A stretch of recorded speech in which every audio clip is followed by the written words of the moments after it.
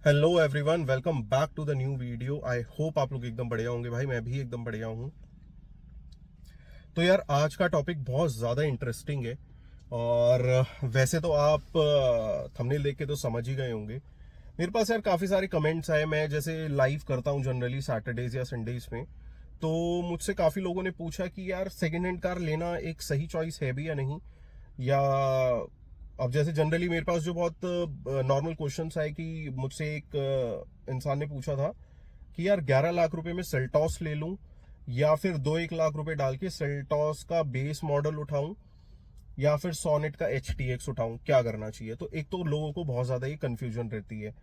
Plus अगर second hand car ले तो कहाँ से लेनी चाहिए। ये जो प्लेटफॉर्म्स है, स्पिनी हो गया, Cars24 हो गया, या ब्रांड्स के जो अपने खुद के वो होते हैं कार्स, जो ब्रांड्स ले लेते हैं जनरली अपने वेरीफाइड कार्स वाले इस कैटेगरी में, क्या वो लेनी चाहिए। तो देखो, बिल्कुल शुरू से पहले शुरू करते हैं यार। सेकेंड हैंड कार और एक नई कार में सबसे पहले आपको ये समझना पड़ेगा कि डिफरेंस क्या है, और आपको अपना बजट एक बार मान के चलना पड़ेगा।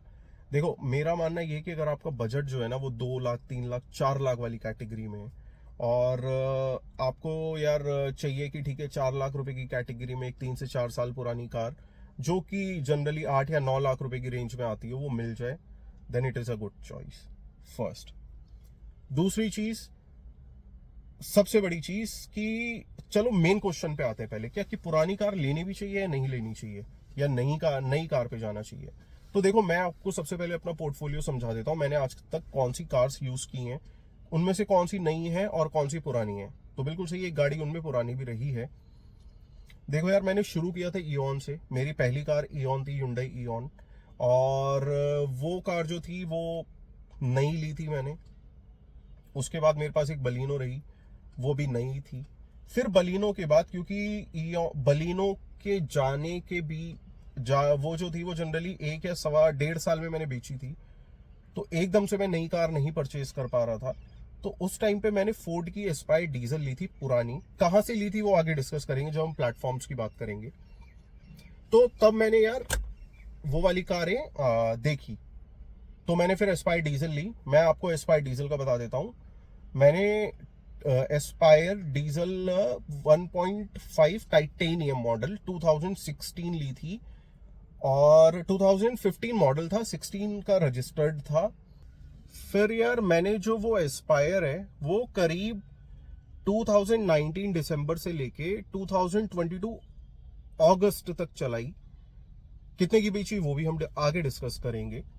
फिर उसके बाद मैंने अल्ट्रॉस खरीदी। अल्ट्रॉस मैंने करीब 2 साल चलाई, DCT वाली। फिर मैंने किया सोनेट ले ली। तो मेरी एक गाड़ी पूरे टेन्योर में मेरे एक पुरानी रही, जो कि फोर्ड की एस्पायर थी डीजल में।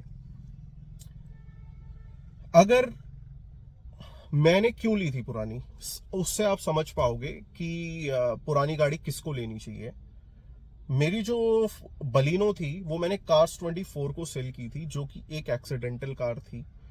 अच्छा खासा उसका एक्सीडेंट हुआ था, जिसका फ्रंट का बम्पर चेंज हो गया था, बॉनेट चेंज हो गया था, रेडिएटर चेंज हो गया था, ड्राइवर साइड डोर चेंज हो गया था, पीछे का फेंडर भी भाई मतलब पीछे का फेंडर और पीछे वाला जो ड्राइवर साइड के पीछे वाला जो डोर होता है वो भी पेंट हुए थे और रिपेयर हुए थे। एक्सीडेंट ऐसा हुआ था। तो अच्छे खासे एक्सीडेंट के बाद भी Cars24 ने मेरी गाड़ी परचेज की। अब उसके बाद मेरी गाड़ी वो करीब 4,10,000 रुपए के आसपास बिकी थी, और वो डेल्टा मॉडल था। मेरे पास बजट था कि मैं अंडर 5 लाख रुपीज को ये गाड़ी ऐसी ले लूं, क्योंकि बलिनो मेरी एक पेट्रोल में थी, तो कि थोड़ा मेरी फ्यूल सेविंग भी हो सके, क्योंकि मेरे प्रोफेशन में मेरी रनिंग को थोड़ी ज्यादा रहती है। तो मेरे पास पैसे थे, कैश में पैसा था। और मुझे जो था, अब बात कर लेते हैं गाड़ी की। एस्पायर जब मैंने ली पुरानी, तो एस्पायर का जो रेट डाला था वो स्पिनी था यार। 2019 में स्पिनी का किसी ने नाम नहीं सुना था, मैंने भी नाम नहीं सुना था। इन जनरल मेरी एक मीटिंग थी मॉल में एक क्लाइंट के साथ मेरे, तो वहां पे बोर्ड लगा हुआ था, तो मैंने वहां नीचे जाके देखा, तो मुझे एस्पायर गाड़ी वो पसंद आई। और वो करीब 24,000 किलोमीटर चली हुई थी। मैंने उसका सर्विस रिकॉर्ड पूरा निकलवा लिया था। स्पिनी पे उसका रेट डला हुआ था 5,10,000 रुपीज। मुझे वो गाड़ी पड़ी थी आफ्टर नेगोशिएशन। मेरा एक बार को तो प्लान था ही नहीं कि मैं पुरानी गाड़ी ले लूं, मेरा प्लान था मैं नई ले लेता, मैं और एस्पायर ही नई लेने गया था। बट मैंने ऐसी ना तुक्का मार दिया, मैंने उनसे बोल दिया यार मेरा तो ना बस 4,30,000 रुपए का बजट है। तो उसने मुझे बोला कि सर 4,35 की तो मैंने खरीदी है, 4,40 की मैं दे सकता हूं आपको। तो भाई 4,40,000 रुपीज में मुझे मात्र 3.5 क्लोज टू 3 साल 7 महीने चली हुई गाड़ी, टाइटेनियम टॉप मॉडल। और जब वो उस टाइम पे आ रही थी तो करीब 9 लाख रुपए का आ रहा था टॉप मॉडल टाइटेनियम। मुझे वो गाड़ी 4,40,000 में मिली, जो बहुत अच्छी डील मेरे लिए बनी। और गाड़ी मैंने ऑलमोस्ट वो 75-76,000 किलोमीटर चलाई। तो मेरा टोटल जो बहुत अच्छा एक्सपीरियंस रहा उस कार के साथ, मैंने वो गाड़ी पूरी कैश ली, मैंने उसमें कोई लोन नहीं लिया। अब आप ये ध्यान से सुनना, मैंने कोई लोन नहीं लिया। अब मैं आपको एक बहुत बड़ा डिफरेंस बताता हूं। तो देखो, अगर आप 2019 में आज होते, या मैं भी आज एक 2019 में बैठा हुआ होता, तो शायद मैं आज फिर से एक पुरानी गाड़ी उठाता, स्पिनी प्लेटफॉर्म से ही उठाता। स्पिनी से क्यों उठाता? क्योंकि स्पिनी ने जो जो चीजें प्लेटफॉर्म पे लिखी थी वो सारी चीजें सच थी। जब मैंने सर्विस सेंटर्स पे चेक कराया, गाड़ी वाकई में एक्सीडेंटल नहीं थी। और मैं डबल श्योर तब हुआ क्योंकि मैंने जब अपनी गाड़ी वो सेल करी, करीब 3 साल चला के 76,000 किलोमीटर ड्राइव करके OLX ऑटोज पे सेल करी, जो कि उन्होंने फिर से प्रॉपर इंस्पेक्शन किया। और उन्होंने भी मुझे बताया कि सर कोई भी गाड़ी का पार्ट रिप्लेस नहीं है, गाड़ी बिल्कुल ओके है आपकी।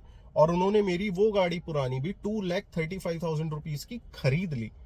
भाई मैंने वो गाड़ी करीब 3 साल चलाई, 52-53 हजार किलोमीटर चलाई, मेरे और सिर्फ 2 लाख रुपए गए। तो मेरे लिए बहुत अच्छी डील वो बन के आई। आते आते क्या हुआ, 2022 में जब मैंने एस्पायर बेची तो मेरा मन था होंडा सिटी लेने का, और होंडा सिटी मेरा मन था कि 4th जनरेशन में ले लेता हूं। लेकिन जब मैंने वही सेम चीज स्पिनी पे चेक की, भाई गाड़ियों के जो अब वो रेट्स हैं, क्योंकि हुआ क्या 2020 के बाद जब कोविड हिट करा इंडिया में, तो सारे लोग जो है ना वो गाड़ी खरीदने लगे। लोगों को लगा यार बिना गाड़ी के तो लाइफ चल ही नहीं सकती है। सोशल डिस्टेंसिंग वाली भी एक चीज थी। तो जो पुरानी गाड़ियों के जो रेट्स है ना वो इतने ज्यादा बढ़ गए और इतने इन्फ्लेट हो गए कि कोई स्टैंडर्ड उनमें बचा ही नहीं। अगर मैं आपको बताऊं क्यों मैंने फिर एक सेकेंड हैंड कार 2022 में नहीं ली, उसके पीछे रीजन ये था, भाई Honda city 4th generation SV model on road 10,80,000 rupees का आ रहा था। और वही पुरानी गाड़ी मुझे स्पिनी पे 9,50,000 रुपए की मिल रही थी, 3 साल पुरानी। आप समझो यार, गाड़ी का जो एक्स शोरूम प्राइस है उसमें वो मेरे को एक पुरानी गाड़ी दे रहे हैं, 3 साल चली हुई पुरानी। तो कोई लॉजिक मुझे नहीं समझ में आया। और उसके बाद नेगोशिएशन भी नहीं था, तो मुझे वो लॉजिकल नहीं लगा बिल्कुल भी किसी भी तरीके से। तो देखो, अब इसको सबसे पहले कंक्लूड करते हैं कि भाई पुरानी गाड़ी लेनी चाहिए नहीं लेनी चाहिए। तो देखो, पुरानी गाड़ी आपको तब लेनी चाहिए जब आपके पास पैसे कैश में हो। पैसे कैश में होना इसलिए जरूरी है क्योंकि भाई जो पुरानी गाड़ियों के जो फाइनेंस होते हैं वो कंपैरेटिवली उसके जो रेट ऑफ इंटरेस्ट होते हैं वो ज्यादा होते हैं। इन जनरल अगर मैं बात करूं, अगर आप आज की डेट में एक नई गाड़ी लेने जाते हो तो उस पर 8.5 से 9% का रेट ऑफ इंटरेस्ट मिलता है। वहीं जब आप वो एक पुरानी गाड़ी लेने जाते हो तो वो ही रेट ऑफ इंटरेस्ट 13, 14 और 15 तक पहुंच जाता है। तो भाई ऑलमोस्ट 60-70% का ना आपका जो कॉस्ट है वो बढ़ जाती है, रेट ऑफ इंटरेस्ट बढ़ जाता है। तो मुझे वो लॉजिकल नहीं लगता, क्योंकि फिर कहीं ना कहीं अगर आप कैलकुलेट करोगे ना, जब वो गाड़ी आपकी फ्री होगी लोन से और एक जो नई गाड़ी आपने ली होगी, उसमें कोई बहुत ज्यादा डिफरेंस नहीं दिखेगा। साथ ही में सबसे बड़ी चीज क्या होती है कि अगर आप जब नई गाड़ी लेते हो तो 3 से 4 साल आप बिल्कुल पीस ऑफ माइंड के साथ एक उस गाड़ी को चला सकते हो। ज्यादा गाड़ी में तब कोई भी जो maintenance point of view wear and tear नहीं होता है उस टाइम पे। तो 3 से 4 साल आपकी जो ओनरशिप रहती है वो बहुत ही अच्छी रहती है यार। तो मेरा ये मानना है कि उस टाइम पे एक नई गाड़ी ज्यादा सेंस बनाती है अगर आपको गाड़ी जो है वो लोन पे लेनी है। बट जब आपको, अगर आपने प्लान ही कर लिया नहीं यार मैं तो पुरानी ही लूंगा, और क्योंकि कहीं ना कहीं एक चीज तो होती है कि नई गाड़ी की जो डेप्रिसिएशन है वो कंपैरेटिवली एक पुरानी गाड़ी से ज्यादा होता है। पुरानी गाड़ी में डेप्रिसिएशन आपको इतना नहीं देखने के लिए मिलेगा जितना आपको एक नई गाड़ी में देखने के लिए मिलता है। ये पॉइंट टू बी टेकन है और ये एक वैलिड पॉइंट है, मैं बिल्कुल इस पे एग्री करता हूं। बट क्या हमें आज की डेट में पुरानी गाड़ी XYZ किसी भी डीलर से ले लेनी चाहिए, डायरेक्ट ओनर से लेनी चाहिए? तो देखो भाई, डायरेक्ट ओनर से एक अच्छी डील आपको मिल सकती है, बशर्ते जो ओनर है वो आपके कोई नोन में हो, आप उसे अच्छे से जानते हो, आपने उसकी गाड़ी चलती हुई देखी हो। कोई भी XYZ बंदा OLX से ढूंढ के बिल्कुल भी गाड़ी मत खरीदना, it will not make any sense. गाड़ी दिखेगी 25,000 चली हुई, होगी एक्चुअल में 1 लाख किलोमीटर चली हुई और बजी हुई। ये मैंने फेस किया है अपने टाइम पे, जब मैं अपने लिए गाड़ियां खरीद रहा था। मैंने भी OLX सर्च किया था यार। अब बात करते हैं जो ये प्लेटफॉर्म्स आ जाते हैं, स्पेनी हो गया, Cars24 हो गया, ट्रूबिल हो गया, और आपके जो वेरीफाइड होते हैं जैसे मारुति का है ट्रू वैल्यू और ये सब। देखो भाई, मैं आपको सबसे पहले एक चीज बता देता हूँ। देखो, वारंटी सब देते हैं, सारे ब्रांड्स ये जो है सेकंड हैंड कार्स में जो डील करते हैं वो ये बोलते हैं हाँ हम सर्विस करा के देंगे सर, आपको सर्विस कराने की जरूरत नहीं है। बट जो उसमें पार्ट्स यूज करते हैं वो थर्ड ग्रेड यूज करते हैं। अब इन सारे डीलर्स में से किसकी लेनी चाहिए? देखो भाई, मैंने अपनी एक गाड़ी Cars24 पे बेची, जिस हालत में उन्होंने मेरी गाड़ी खरीदी, मैं Cars24 से कभी कार नहीं खरीदूंगा। और मैंने बहुत सारे केसेस लोगों के देख भी लिए जिसमें Cars24 ने प्रॉपर फ्रॉड्स किए हैं। तो उसमें बोला कुछ था, हुआ कुछ था। कार को बोला एक्सीडेंटल नहीं है, लेकिन कार तो भी एक्सीडेंटल होती थी। एक बड़ी चीज ये। तो Cars24 मुझे नहीं लगता। उसी के साथ अगर मैं अपनी गाड़ी, जैसे मैंने अपनी पुरानी गाड़ियां डीलर्स को भी दी हैं, तो उनको क्या होता है, अपनी नई कार्स बेचने के लिए वो हर एक तरीके की कार को ले लेते हैं। तो मुझे वो भी एक बेटर चॉइस नहीं लगता। अब बात करते हैं यार, देखो स्पिनी की। स्पिनी से मैंने 2019 में कार खरीदी थी, जब स्पिनी कोई एक वेल नोन ब्रांड भी नहीं था। तब भी मेरा जो एक्सपीरियंस था वो टॉप नॉच था। बल्कि उन्होंने मेरी कार की डिलीवरी ऐसे कराई थी जैसे एक नई कार की डिलीवरी हो रही है। गाड़ी के साथ वो 1 साल और 15,000 किलोमीटर की वारंटी भी देते थे, तब देते थे 2019 में। अभी का आप देख लेना यार। और अभी जो मैंने अपनी टाटा अल्ट्रॉस DCT बेची है, वो मैंने स्पिनी पे ही बेची है। भाई वाकई में उनकी एक एक चीज जो मेरी गाड़ी में थी वो उन्होंने अपने प्लेटफॉर्म पे डाली हुई थी। तो आज भी वो उस ट्रांसपेरेंसी के साथ देखो काम तो कर रहे हैं। तो अगर आपको एक बेटर प्लेटफॉर्म से खरीदनी ही है गाड़ी पुरानी, तो I will suggest you to go with Spinny. देखो भाई, ये कोई प्रमोशन नहीं है, मैंने एक यूज की है उनकी कार, बेची भी है उन्हें एक कार। और उनके पास ना यार एक बायबैक वाला भी ऑप्शन है, तो वो भी आप ऑप्ट कर सकते हो। तो आप अगर आप जल्दी जल्दी कार्स भी चेंज करते हो तो वो एक चीज है। तो अगर आपको ऐसे ही गाड़ी खरीदनी है तो I will recommend you to go with Spinny. Spinny एक ट्रस्टेड प्लेटफॉर्म है, कुछ अपने जो रूल्स है उन पे वो वाकई में काम करता है। सिर्फ वो वाली बातें नहीं है, बोल कुछ रहे हैं कर कुछ रहे हैं, वो वाली चीज नहीं है। मैंने भी उनकी गाड़ी चलाई, 3 साल में मुझे कोई प्रॉब्लम नहीं आई। हाँ, एक बार आया था, मेरा जो फ्यूल मतलब जो फ्यूल का लिड होते हैं ना अंदर, जो डीजल टैंक में डला हुआ होता है, तो वो खराब हो गया था। तो भाई स्पिनी ने वो स्पेसिफिकली फोर्ड से ऑर्डर करके नया मंगवाया और फोर्ड का ही पार्ट उसमें लगा। कोई भी औना पौना उल्टा सीधा पार्ट उन्होंने मेरी गाड़ी में नहीं लगाया। और सबसे बड़ी चीज, क्योंकि मेरा जो ट्रैवल में मेरा डीजल तक खर्च हुआ, स्पिनी ने वो भी मुझे पैसा दिया यार। तो मैं ये कभी भी नहीं बोलूंगा कि वो पीपल सेंट्रिक नहीं है, बिल्कुल वो क्लाइंट सेंट्रिक है। प्लस साथ के साथ भाई वो लोगों की, हाँ मैं बोलता हूं कि आज की डेट में वो थोड़े महंगे हो गए हैं और नेगोशिएट भी नहीं करते हैं।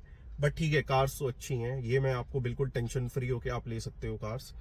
तो देखो भाई, अगर आपके पास कैश में पैसा है और 4-5 लाख की रेंज में कार लेनी है, पुरानी ले सकते हो। लेकिन अगर आपको लोन पे लेना है और आपको वही कैटेगरी में जाना है कि भाई 20% डाउन पेमेंट होगी और 80% लोन होगा, तो I will suggest you to go with a new car. क्योंकि जब आप लॉन्ग टर्म में एक्चुअल में काउंट करोगे तो बहुत ज्यादा डिफरेंस नहीं रहेगा, और आपको जो पीस ऑफ माइंड मिलता है वो कहीं ना कहीं एक पुरानी कार में लैकिंग होता है।